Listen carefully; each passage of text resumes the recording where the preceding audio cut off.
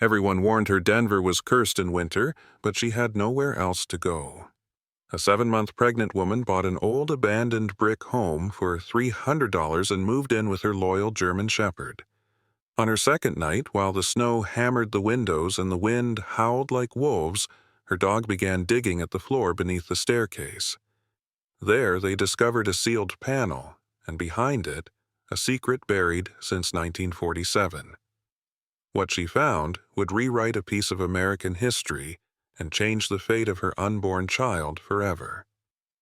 Before we begin, tell us where you're watching from, city, state, or country.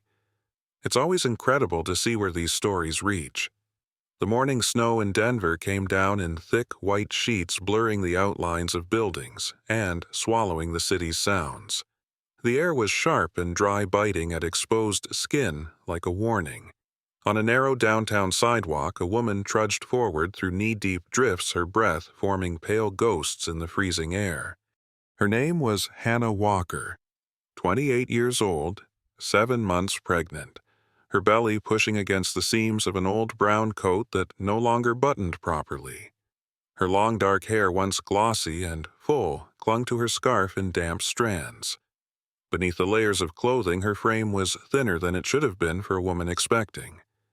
Every step betrayed both exhaustion and quiet defiance, the kind that comes when you've already lost too much to care about what comes next. Beside her trotted Ranger, a 4-year-old German Shepherd with thick sable and cream fur now dusted white with snow. His gait was loyal and purposeful, his amber eyes constantly scanning the surroundings for danger. He had once been trained as a police canine, but was retired early after an injury, a faint scar along his front paw where the fur grew unevenly. To Hannah, he wasn't just a dog. He was the last thread of companionship in a world that had turned its back on her. Every few steps he glanced at her belly as if checking on both mother and child. That morning, Hannah had nowhere left to go. 2 nights ago, Evan, her boyfriend of 3 years, had thrown her out after a heated argument that began with money and ended with cruelty.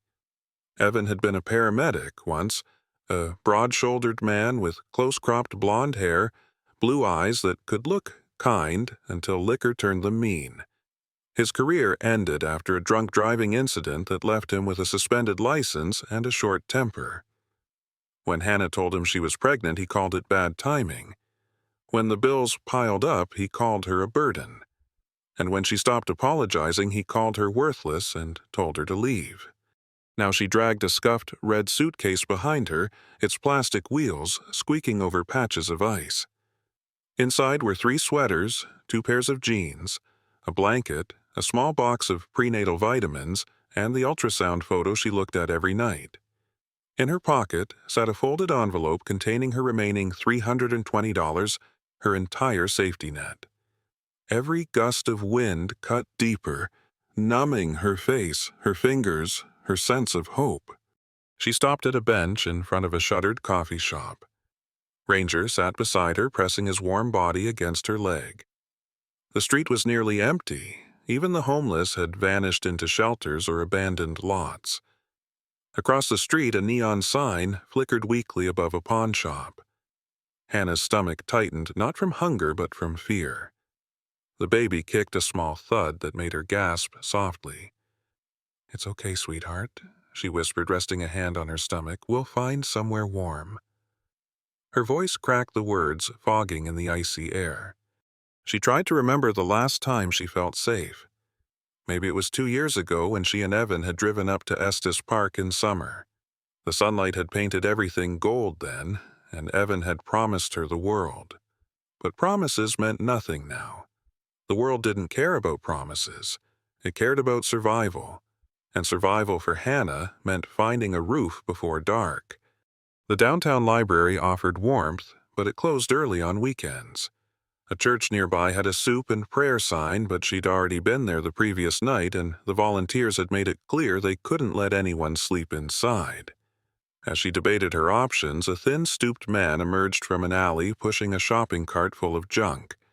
His coat hung off him like a curtain, and his beard was a tangled mess of gray and white. He stopped when he saw Ranger. "That's a fine dog," he said, his voice gravelly. "You watch your things, miss. Folks round here get desperate when it's cold." Hannah nodded, murmuring thanks, and the man shuffled away, leaving a faint trail of cigarette smoke behind him. By noon the wind grew harsher. Snow whirled like ash from a dying fire, filling the sky with gray light. Hannah's phone had died hours ago, leaving her with no GPS, no calls to make. She turned west toward the industrial part of town where abandoned warehouses and service stations stood like bones of another era. The ground was slick with slush and her boots soaked through. Ranger moved ahead, tail stiff, nose low to the ground. His ears pricked suddenly and he gave a short, sharp bark. "What is it, boy?" Hannah asked, clutching the suitcase handle tighter. Ranger trotted toward a half-collapsed garage, its metal door rusted, half-open graffiti covering its sides. She hesitated, peering into the gloom. Inside, she saw nothing but shadow and broken tools. But the wind coming through the doorway felt warmer than the air outside. It wasn't much, but it was shelter. She ducked under the low frame and stepped inside. Dust floated in pale beams of light filtering through the cracked roof. The concrete floor was littered with screws rags and the smell of old oil. A faded calendar from 2001 still hung on the wall. Ranger sniffed every corner before sitting near a stack of tires, his ears relaxed. Hannah set the suitcase down, rubbed her belly, and sat on an overturned crate. "Well," she murmured, "it's not home, but it's ours for tonight." The ache in her lower back pulsed with each movement.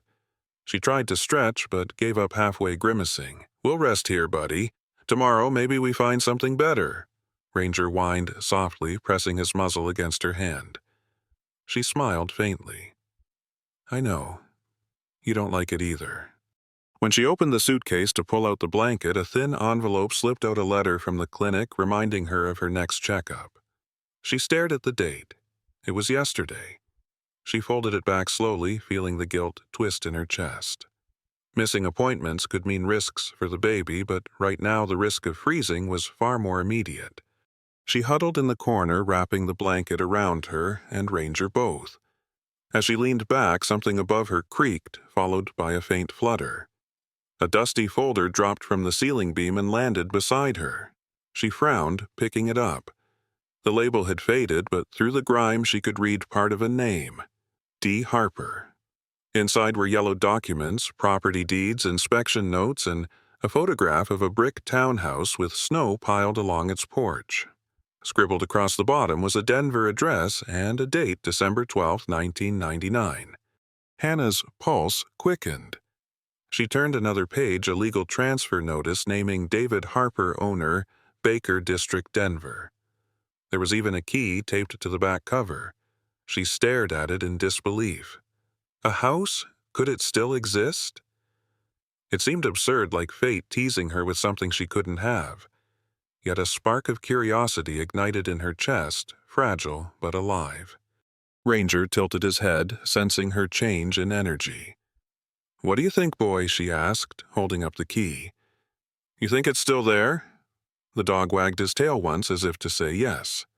She laughed softly, a sound half joy, half desperation. For the first time in weeks she felt something beyond survival, something like purpose. Maybe tomorrow when the storm eased, she would go find that address. Maybe she would at least see the place. It was foolish, perhaps even dangerous, but it was better than sitting in the dark waiting for life to happen to her. As evening descended, the temperature dropped further. The sky outside turned indigo, and the wind sang through the broken door like a ghostly choir. Hannah closed her eyes, listening to Ranger's slow breathing beside her. The baby kicked again, stronger this time. She pressed her palm against the movement, whispering, "We'll find it. I promise." Her eyelids grew heavy. Beyond exhaustion, she slipped into uneasy sleep, dreaming of a brick house under falling snow windows glowing with warmth. Somewhere in that dream, a voice whispered a man's voice, faint and distant. "Find the truth before they find you." When Hannah jerked awake, the fire in her small tin can had long died and the garage was silent, except for the howl of the wind outside. Ranger stood alert, staring at the door, fur bristling. Hannah listened and heard it too, a sound of footsteps crunching in the snow, then fading away. She pulled the blanket tighter, her heart pounding. Whoever, or whatever it was, had passed by. The key in her pocket felt suddenly heavier, as though destiny itself had slipped into her coat lining. Tomorrow, she thought, clutching Ranger's collar. Tomorrow, we find the house.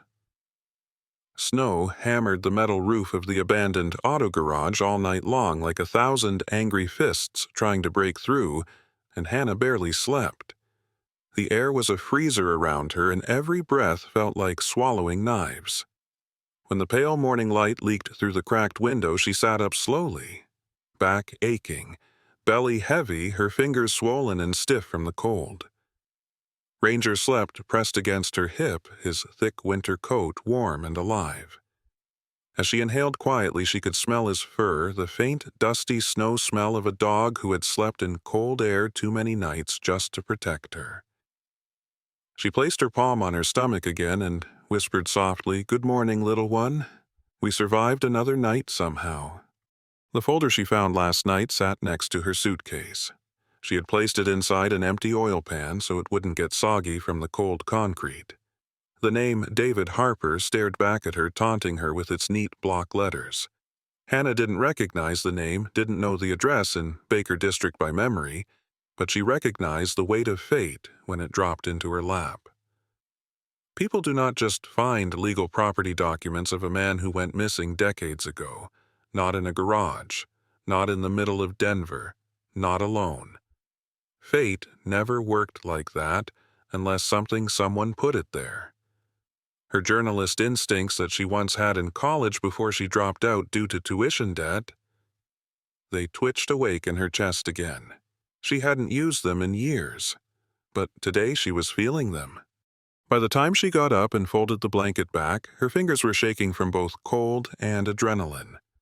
Ranger noticed her tension instantly. He rose on all fours, tail stiff, ears perked like a soldier ready for assignment. As if reading her mind, he went to the garage door and whined softly. What she asked him, rubbing her face with both hands. "You want to go? You want to find this place." Ranger let out a soft bark. Hannah's lips trembled. "We don't even know if it's real." But she knew she was lying to herself. It had to be real. It felt real in the same way a secret feels real. The kind that lives under floorboards, not in daylight. The city was quieter than usual when she pushed open the door.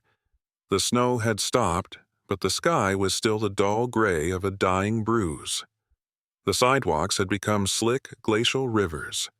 Her boots had zero traction left, but she moved forward anyway, Ranger leading her, the file tucked deep inside her coat to protect from wet snow. She noticed that her breath kept coming faster than normal, not from the cold, but from the anxiety that something was shifting. Something big. By the time she reached Baker District, her cheeks stung, and her legs ached like she had been walking for hours, which she essentially had.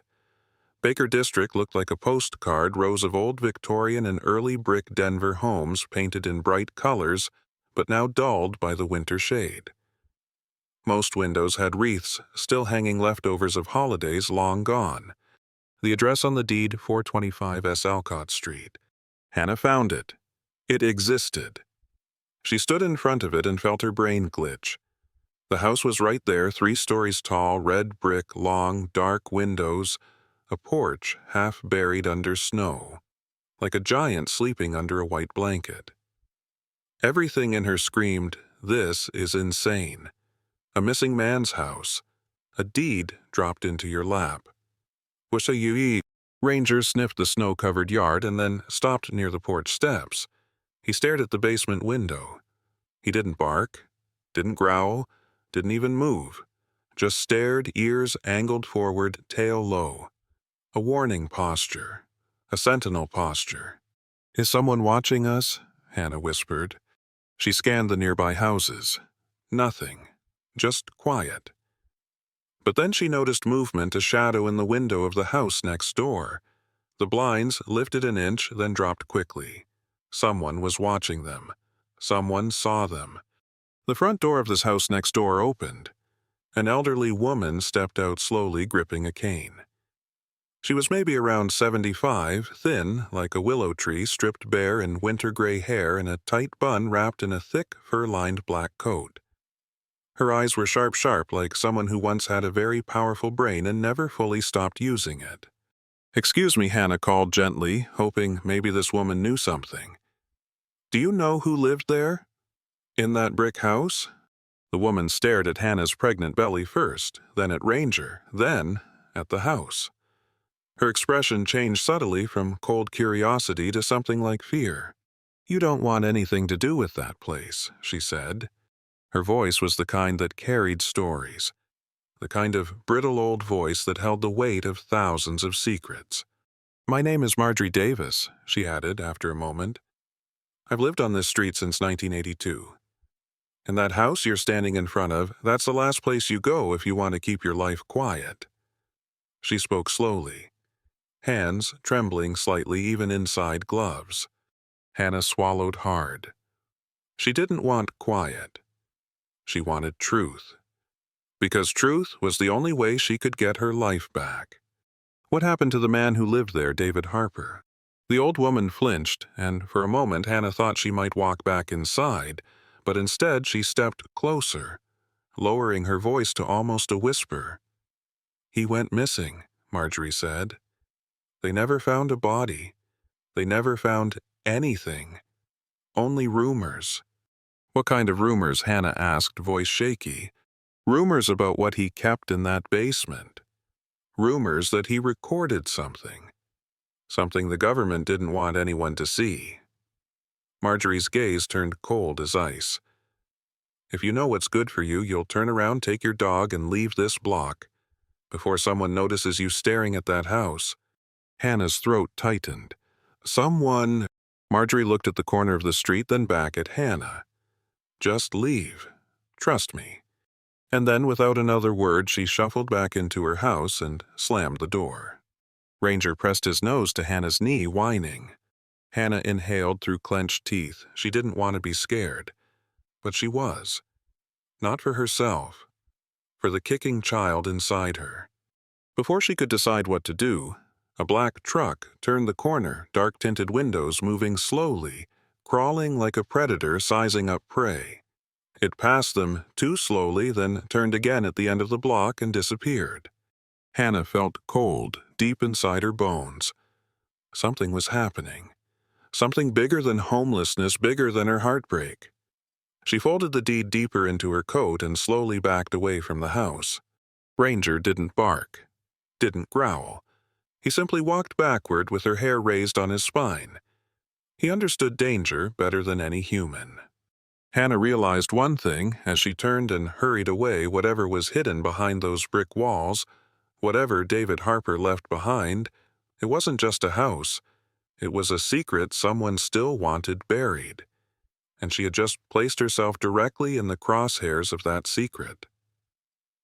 The next morning, the Denver sky was a washed-out blue, the kind that made everything look colder than it already was, and as Hannah returned to Baker District, she noticed every inch of her body was humming, with a strange mixture of dread and purpose.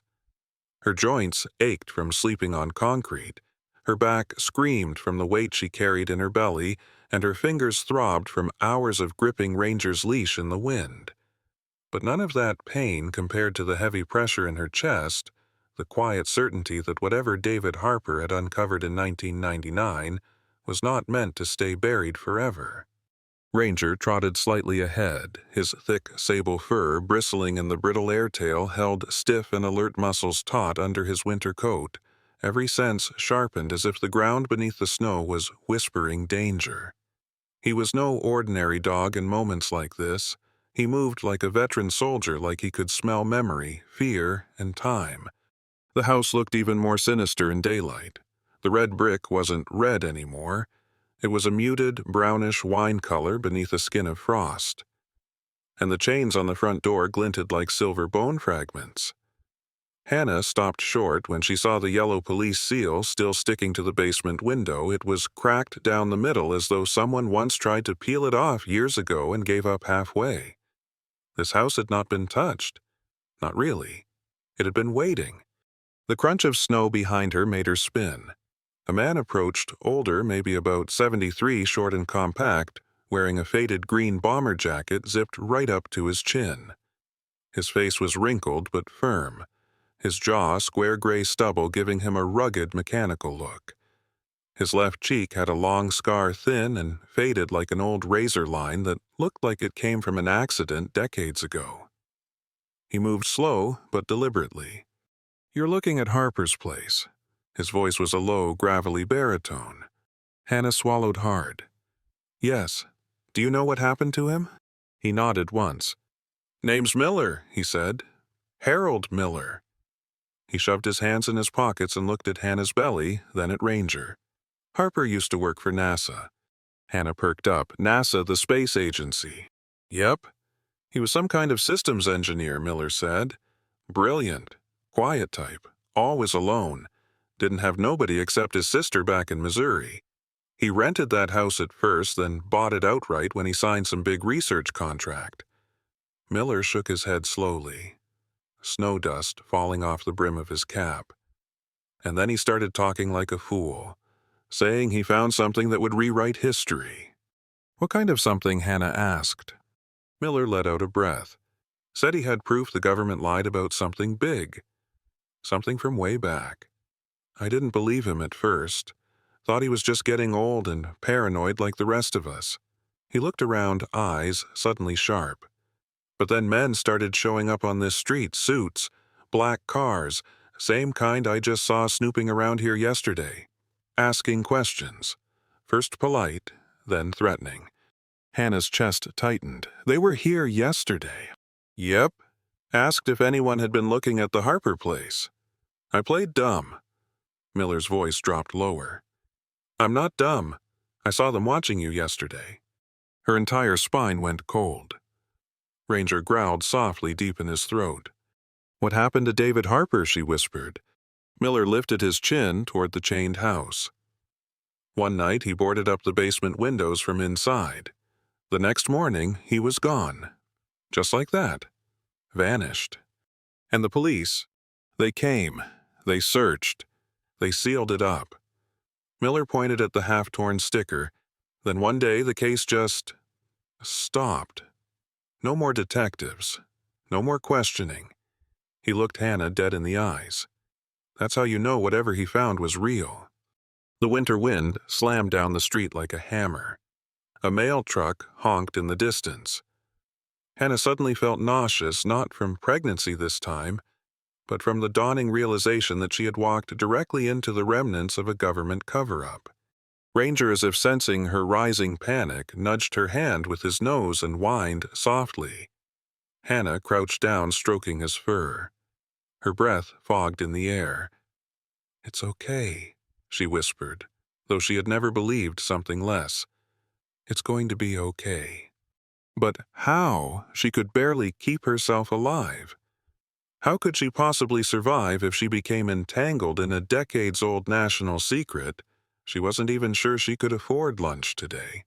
Miller watched her silently, then spoke again. "If you're smart, you'll walk away now."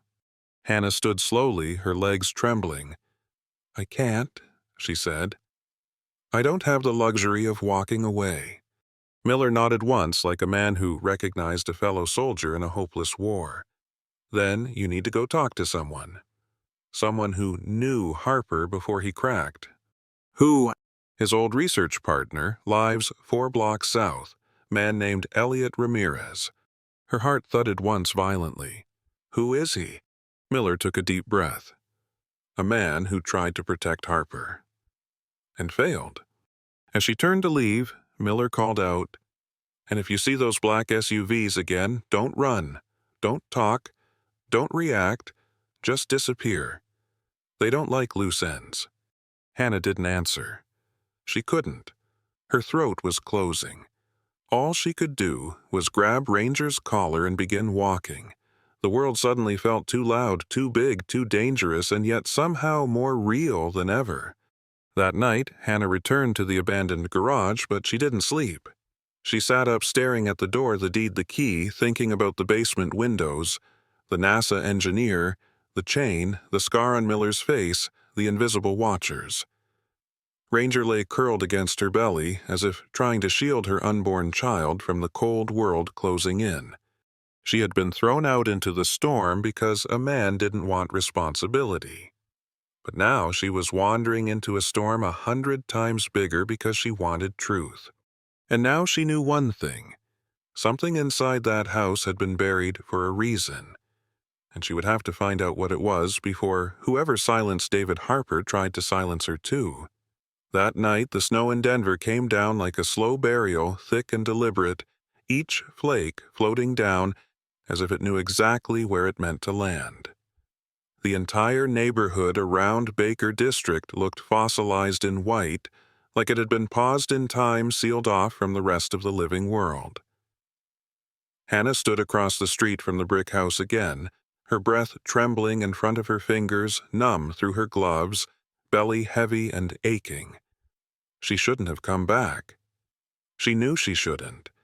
But the thought of going back to the garage, curling up in the cold, pretending David Harper's secret did not exist, was more unbearable than the fear of being here. She was done being powerless. She had lived powerless for too long. Ranger stood beside her, tail stiff, ears rotating, nostrils flaring as he took in the scents around them with the sharp precision of an animal built for detection. He looked up at her once, just briefly, eyes alert and dark and certain. He was telling her silently that he was ready for whatever happened next. He would fight for her if it came to that, even though he was only 4 years old and limped slightly in the cold due to that old paw injury from his police K-9 training days. Hannah crossed the street every step, feeling like it echoed out into the stillness. The house loomed taller now.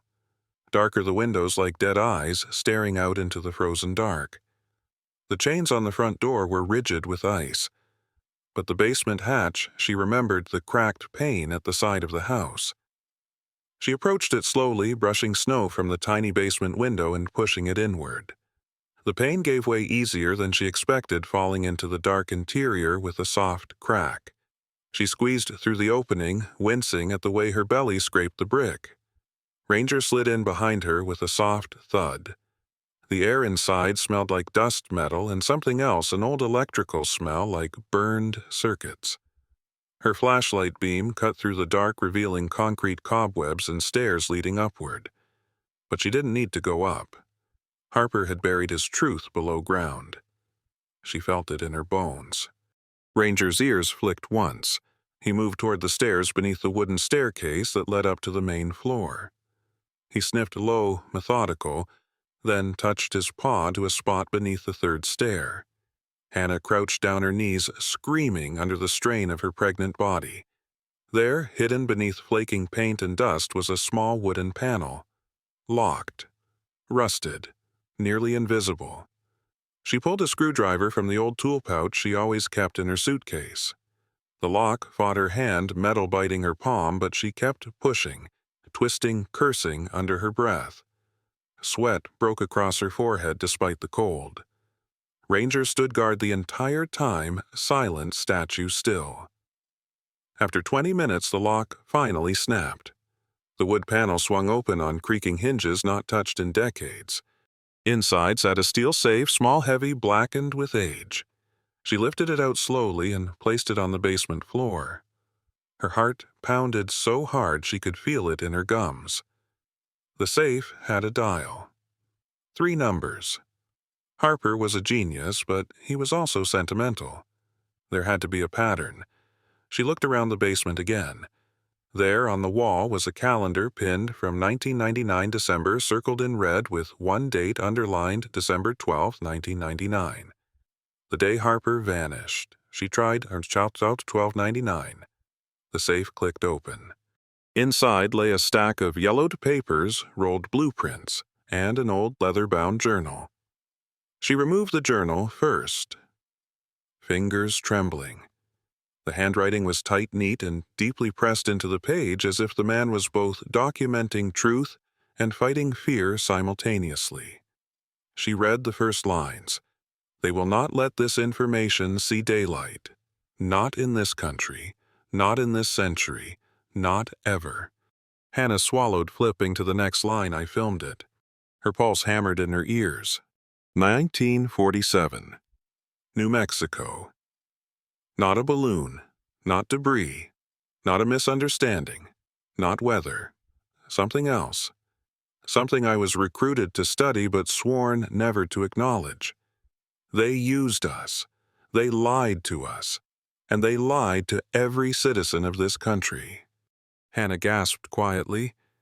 He was talking about the event most people whispered only as a campfire conspiracy, Roswell. Harper had not only believed it, he had filmed it. She opened the blueprints next, drawings of something that looked like a machine with lens adjustments, rotating discs, and energy coils around a core. Written across the top was a title, Temporal Observation Device Prototype 3. Her throat dried instantly. Time observation, a machine to look at events already past. Harper didn't just film something from 1947, he replicated the way the military had done it. They built a way to watch history. That meant the U.S. government had a way to confirm and suppress any event in history they chose. They didn't guess truth. They observed it. Behind her, Ranger suddenly stiffened, emitting a low growl so deep it vibrated the floor. Hannah snapped the safe shut and pressed the journal to her chest. Footsteps. Upstairs. Slow. Purposeful. The sound of someone who already knew they didn't need to rush. Someone who already owned the house, at least in their mind. Hannah's breath seized. Ranger stepped between her and the stairs, teeth bared. She had seconds, maybe less. She slid the blueprints into her coat, slipped the journal into the waistband of her leggings under her shirt. Then she turned and hauled herself toward the shattered window pane she entered through. Ranger backed through the gap first, then Hannah followed, scraping her hip hard enough to make her gasp. But she got out. And then she ran into the snow, ran blindly. Breath ragged, heart exploding, every nerve in her body screaming the same truth. They knew she found it. They were here. Her belly cramped, pain radiating up her spine, but she left bloody footprints in her wake and never stopped. Ranger sprinted beside her, matching her speed, protecting her flank like the trained guardian he was. The black snow sky swallowed them. She didn't know where she was going, but she knew now that this was far bigger than Denver or Baker District or even David Harper. She was holding evidence that could get her killed. Evidence that had gotten a NASA engineer erased. And the men upstairs, they were going to erase her next. The morning after Hannah escaped the house, the sky was a pale, colorless bruise over Denver, and she hid with Ranger inside a half-abandoned warehouse 2 miles south of the Baker District. Her whole body shaking from adrenaline and pregnancy strain, her lungs burning from running through frozen air, her brain spinning in horror, because she had never expected the world to turn like this. She kept one hand on the swollen roundness of her belly, feeling the tiny jolt of a kick, her baby responding to her fear, her trembling, her uncertainty, and she whispered out shakily that she was sorry that she never meant to drag her unborn child into a war with ghosts and governments with secrets older than she was. Ranger paced in small circles near her tail, low pupils blown wide, his whole body tense like a compressed spring ready to launch, protect, sacrifice his loyalty, frightening in its purity. He was only 4 years old, and though he limped slightly from his old canine training injury, he still moved like a creature carved from instinct and muscle and purpose. It was in that cold and desperate warehouse that Hannah pulled out her dying phone and typed into Google Roswell 1947 government-suppressed video time observation device. It was a mistake she made out of panic, not caution. She wanted answers, wanted to know who would come after her, wanted to know what Harper had built. The moment she hit enter, a chain reaction had begun. Algorithms trackers, key term flags, she had just announced herself to the exact people she needed to hide from. And within hours the signal spread. 3 states away in a small federal data center near Cheyenne, a low-level analyst with short red hair and freckles named Anthony Briggs saw a flagged alert. Anthony was 29 years old, tall and lanky, with a permanent tired stoop in his posture because he had worked too many 16-hour shifts staring at screens full of classified trigger words. He had joined government cyber monitoring, believing he would be protecting America from external threats. Instead, his job was suppressing information that should never trend. Anthony hated himself for it. He hated the paranoia, the surveillance, the moral filth of following innocents. He filed the alert quietly. He didn't escalate with urgency. The system around him would escalate for him. But for one brief second, he whispered underneath his breath, "God help her." By nightfall, 2 SUVs with tinted windows and no plates rolled quietly into Denver along the I-25 corridor. Men in black coats, black gloves. Radio silence, no words spoken because they didn't need words. They had one objective. A woman had information she was not supposed to have, and someone higher up had given the order, "Find her before she transmits. Silence her before she becomes public." Inside that warehouse, Hannah had no idea men were already on their way. She only knew one thing: she had the only documented proof outside Harper's basement. So she took the journal and the blueprint pages and photographed every page one by one, her fingers trembling violently, her breath shallow. She uploaded everything to a server that offered anonymous whistleblower data dumps. She didn't even remember the site's exact name, only that hackers trusted it. She pressed upload while Ranger rested his chin on her thigh, sensing something irreversible was happening. And when she pressed publish, everything changed. Within an hour, fragments of what she posted were on Reddit, on conspiracy forums, on Twitter, and encrypted Discord channels. Within 3 hours, a YouTube channel with 2 million subscribers posted a 7-minute deep dive about NASA secrets and time observation technology. Within 6 hours, the phrase "Harper device, 1947" trended top 10 nationwide.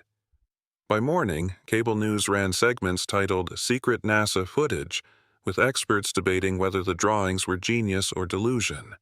And someone she never met forwarded her details anonymously to an organization called Firewall Refuge, a private network that relocated whistleblowers before the government could disappear them.